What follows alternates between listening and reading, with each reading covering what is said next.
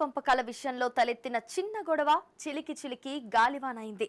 చివరికి ఇంకొద్ది రోజుల్లో రిటైర్మెంట్ ఉందనగా భర్తను రోకలివండతో కొట్టి హత్య చేసింది భార్య.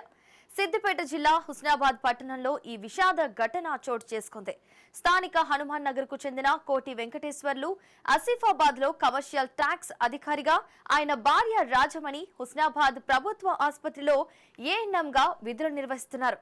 అయితే ఈ నెలాఖరులో వెంకటేశ్వర్లు పదవి విరమణ చేస్తుండటంతో కుటుంబంలో ఆస్తుల పంపకాలు చేయాలనుకున్నారు. ఈ క్రమంలో ఆదివారం సాయంత్రం భార్యాభర్తల మధ్య వివాదం మొదలైంది. వచ్చే వారంలో పెద్దల మధ్య పంచాయతీ పెడదామని వెంకటేశ్వర్లు చెప్పడంతో ఆయన భార్య రాజమణి వాదనకు దిగింది. దీంతో మాటా పెరిగి ఆవేశంలో రోకలిబండతో భర్తను తలపై కొట్టింది.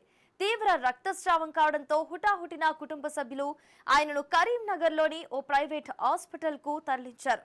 అప్పటికే ఆయన మరణించినట్లు చెప్పడంతో కుటుంబంలో విషాదం నెలకొంది. ఈ ఘటనపై వెంకటేశ్వర్లు తమ్ముడు పోలీసులకు ఫిర్యాదు చేయడంతో పోలీసులు కేసు నమోదు చేసి దర్యాప్తు చేశారు. అకౌంట్ లోకల్ బండి ఉంటే తీసి తల మీద